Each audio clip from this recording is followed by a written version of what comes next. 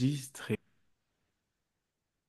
Bonjour à tous, bienvenue sur le live aujourd'hui avec une entrepreneur qui développe une application. Vous allez voir une plateforme, elle va vous en parler. Une plateforme, elle a une idée de génie, voilà, qu'elle développe depuis Bali, voilà, en Indonésie.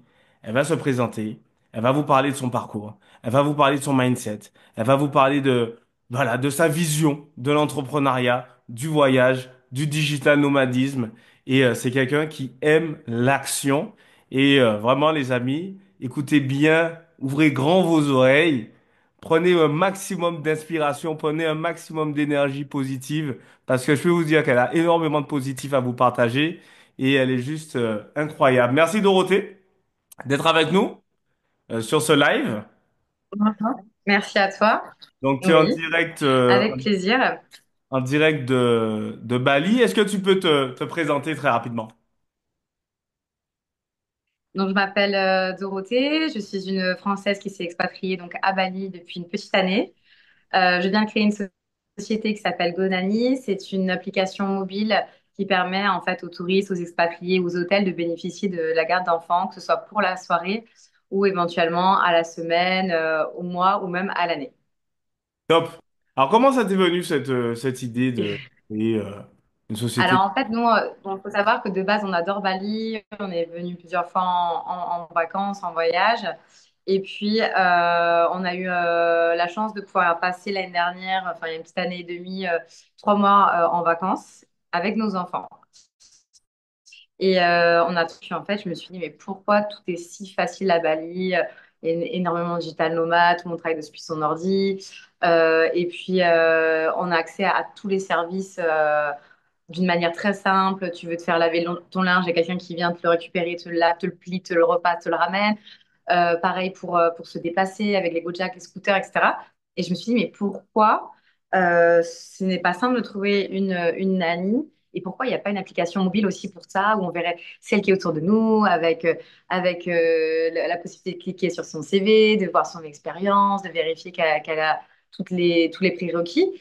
Et en fait, je l'ai dit à voix haute à mon mari, je me suis dit, mais pourquoi ils n'ont pas encore cette application-là? C'est vraiment dommage. Nous, avec nos 3 enfants, on trouvait que c'était vraiment pas simple.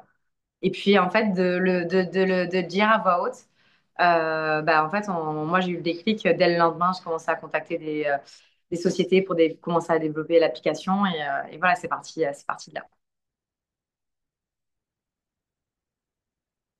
Je n'entends plus. Wow, donc tu as été inspiré par Bali et pourquoi tu as choisi cette destination du coup pour développer cette Alors, donc, application? comme je disais, nous, on est venu la première fois en 2014. On a eu la chance de venir plusieurs fois à Bali. Et avant, donc, mon mari, il jouait au foot. Ce qui fait qu'on a énormément déménagé. On a déménagé peut-être 10 fois en fait par rapport au football.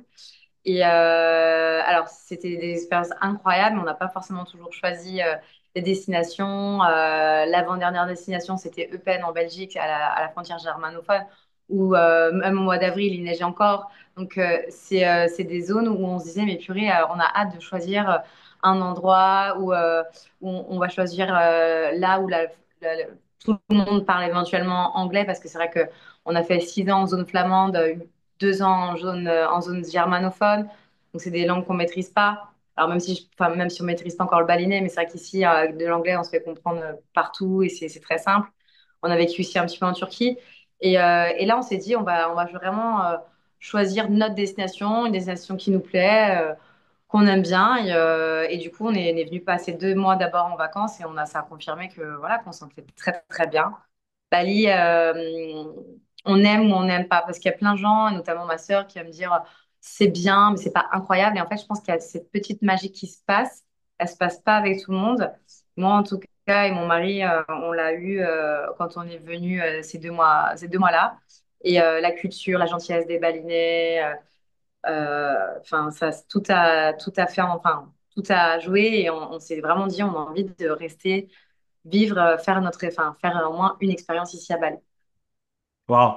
Et donc vous êtes venu sur Bali en famille, hein, c'est bien ça. Et est-ce Oui. que du coup, par rapport à la garde d'enfants, est-ce que l'idée est venue par rapport à ça aussi? Tu as eu du mal à trouver des personnes pour faire Oui, garder voilà, les... donc pendant nos vacances, c'est ça. Donc pendant les 2 mois où on était, pendant les vacances, vraiment, on trouvait que c'était dommage, que c'était quelque chose de pas simple. Et en fait, nous, en plus, on était en transition professionnelle puisque mon mari était en fin de carrière. Euh, et on se disait, OK, Bali, c'est top, c'est bien, mais on va pas. Ce qu'on a fait là pendant 2 mois de vacances, c'est génial, mais on va pas s'installer non plus pour rien faire. Donc en fait, déjà, on était en mode, il faut qu'on trouve une activité. On avait pas mal de petites, on avait des idées, mais en fait, bon, on s'est dit oui, on peut faire ça, on peut faire ci, mais vraiment, en fait, le fait d'avoir ce besoin de cette application mobile qui n'existait pas et de m'imaginer et de me dire que ça répondrait à une demande et que ce serait vraiment très utile, ben en fait, on s'est vraiment plongé là-dedans et on a pris la décision avant même de venir habiter ici.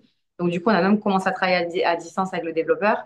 Et ensuite, quelques mois après, on est vraiment venu s'installer depuis juin 2024. Ok, c'est assez récent. Ça se passe bien au niveau de, Ouais, du... c'est assez récent. À Bali, il y a quand même énormément de structures qui aident les étrangers. Parce que à la fois on dit que c'est facile, mais c'est pas si facile non plus d'ouvrir une structure, de comprendre les lois indonésiennes, de savoir ce qu'on a le droit, ce qu'on n'a pas le droit en tant qu'expatrié. En fait, qu'est-ce qu'on a le droit d'avoir comme activité? On peut pas tout faire comme les Indonésiens. Donc, du coup, la première étape, ça a été de créer la société. Donc, voilà, comme je le disais, il y a énormément de structures qui aident les expatriés à le faire.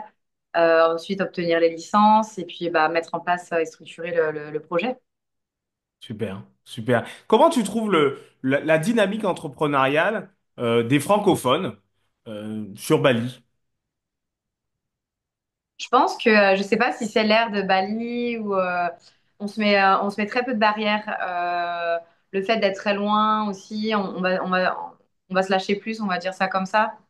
Parce que voilà, on a peut-être, moi c'est pas mon cas, mais peut-être moins peur du regard des autres et tendance à plus se lancer. Et puis comme je le disais ici, de toute façon, ça va être très compliqué de trouver un travail de salarié ou de bureau puisque voilà, forcément, on va pas exiger on va pas du tout être sur les mêmes salaires. Donc je pense que la vie qu'on veut mener et les salaires des locaux qui sont à 3 millions le mois, donc ça fait du 200 euros par mois. Même si on a un très bon poste, voilà, moi j'ai des copines qui ont un très bon poste, mais ça va être 1400, 1500 vraiment déjà pour des postes pas mal. Donc par rapport à la vie qu'on souhaite, ça nous pousse rapidement à se dire, ouais, bah écoute, si je veux ma belle villa, si je veux ci, si je veux ça, va falloir que je me lance en fait. Et du coup, ça pousse un peu ça pousse un petit peu justement à aller vers ça, puisque effectivement, alors on a l'image de Bali. Bali, moi, souvent, on me dit, ah, c'est bien, t'es allé t'installer à un endroit qui te coûte pas cher. Alors, on a un peu cette image-là, mais c'est pas forcément le cas. Quand on voit maintenant les prix des villas, ça a explosé. Louer une villa à l'année, en plus, il faut payer un an upfront. Donc, avant d'aller dans la villa, il faut donner un an d'intérêt, etc. Donc, c'est quand même des coûts. Les écoles internationales aussi, c'est quand même un certain coût. Donc, je pense que tout ça fait que bien sûr, hein, les restaurants, les loisirs, c'est vraiment pas cher. Mais je pense que au global, ça reste quand même des dépenses. On reste sur les mêmes qu'en Europe. Bien sûr, on a beaucoup plus de loisirs, beaucoup plus de restaurants, beaucoup plus de choses. Mais du coup, si on veut avoir ce niveau de vie-là, il faut entreprendre. Et il y a beaucoup, beaucoup de jeunes qui entreprennent. Il y a beaucoup de jeunes aussi qui vont avoir des e-commerce, qui vont se lancer dans le e-commerce.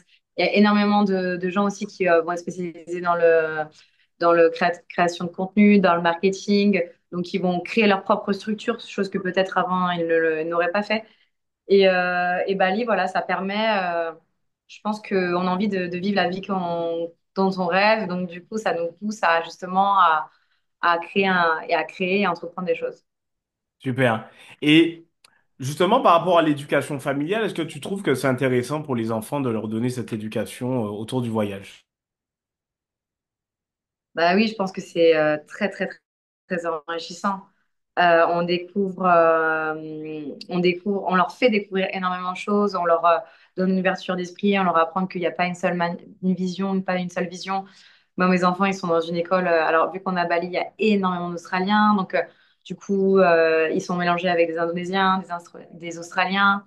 Donc ça leur permet d'avoir une vision beaucoup plus grande, de découvrir la culture balinaise. En plus, en ce moment, bah, par exemple, il y a Ogo Ogo avant Nyepi. Donc Nyepi, c'est le nouvel an balinais. Voilà, on sait que... Je ne sais pas si tu m'entends toujours C'est ou bon, je si ça a t'entends, nickel. coupé. Je t'entends Ah, impeccable. ouais. Donc en fait, c'est tout ce côté culturel, de voir que bah il n'y a pas que le calendrier français avec le 31 et le premier. Voilà, il y a des pays où le jour de l'an, c'est à d'autres périodes. On a une autre culture, une autre religion. Et en fait, ça permet à l'enfant de voir et je pense que ensuite de faire ses propres choix et vraiment bah, de découvrir énormément de choses et d'avoir une tolérance aussi impressionnante par rapport à d'autres enfants et une ouverture d'esprit, évidemment. Alors, quel conseil tu pourrais donner à une famille qui voudrait s'expatrier? Alors, bah, déjà, quand même de se renseigner en amont, puisque comme je le disais, il peut y avoir des surprises quant au prix, par exemple, des écoles. Alors, j'ai une amie qui est spécialisée, en fait, pour les expats.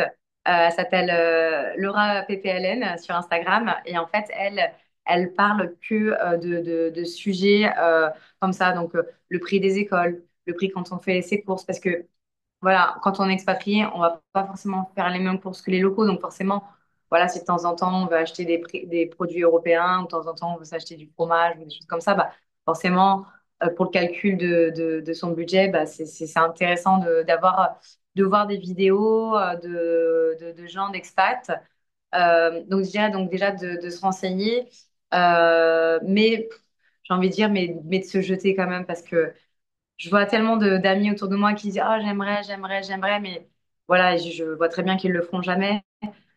Mais de se dire bah si en fait. Et puis au pire, voilà, même si tu t'es trompé dans ton budget, bah voilà, ça te poussera à entreprendre encore plus et faire des choses qui vont te générer de l'argent et qui vont te donner des projets. Donc moi je conseille de vivre sa vie pleinement. Et pour moi, pleinement, ça veut dire de faire aussi de nouvelles expériences. Tout comme toi qui t'es expatrié, bah, nous, on s'expatrie. Ça ne veut pas dire que je vais passer toute ma vie ici.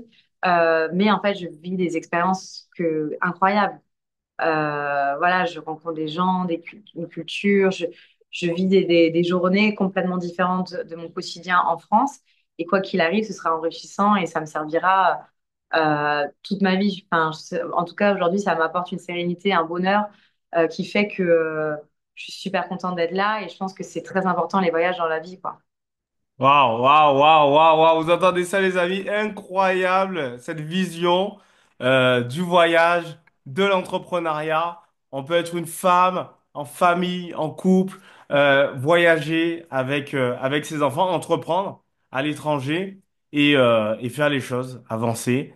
Et ça, c'est juste magnifique. Alors, avant de finir cette interview, merci encore une fois, hein, Dorothée, de tout ce partage, cette bienveillance.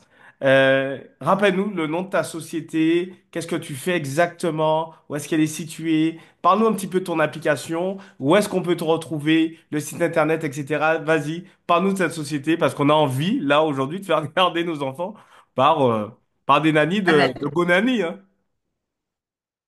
exactement, en fait, le but, c'est de se dire qu'on peut être touriste, mais on a la chance d'avoir une application mobile dont on peut être sur nous, en fait, donc ça s'appelle Gonani. C'est une application mobile. Nous, on s'occupe du recrutement. Donc, toutes nos nannies sont interviewées, on les rencontre, on les forme. On s'assure qu'elles ont déjà de l'expérience. Toutes les nannies parlent anglais. Toutes les nannies ont le premier secours, le certificat de premier secours. Et toutes les nannies passent d'abord chez moi en essai. Je suis la première cliente de l'application. L'application donc s'appelle Go Nanny. Elle est téléchargeable sur Google Play ou Apple Store. Donc voilà, il suffit de se créer un compte client, d'écrire la date, l'heure, le nom d'enfant et en fait, ça affichera toutes les nannies disponibles. Et ensuite, on peut rajouter des filtres, mais en fait, on voit déjà les premières nannies disponibles. Et en cliquant sur leur profil, on peut avoir accès directement à leur CRV pour pouvoir vérifier nous-mêmes et aussi voir les commentaires des autres parents, ce qui permet de donner vraiment un service de confiance à nos utilisateurs. Et voilà, donc vraiment, on a voulu faire quelque chose de simplifié, c'est-à-dire que même s'il est 22 heures, hop, tu peux déjà prévoir ta nanny pour le lendemain. Il n'y a pas cette notion de voilà, contacter une agence, devoir attendre, checker les calendriers. En fait, tout est automatisé. Les paiements sont aussi automatisés en fait directement dans l'application. Donc voilà, tout est simplifié pour que on puisse trouver une nanny de confiance pendant nos vacances ou quand on est expatrié à Bali. Super. Génial, incroyable.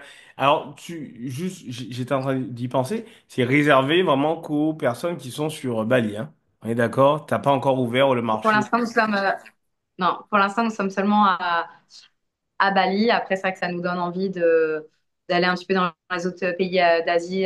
Mais voilà, ça, c'est pour le futur.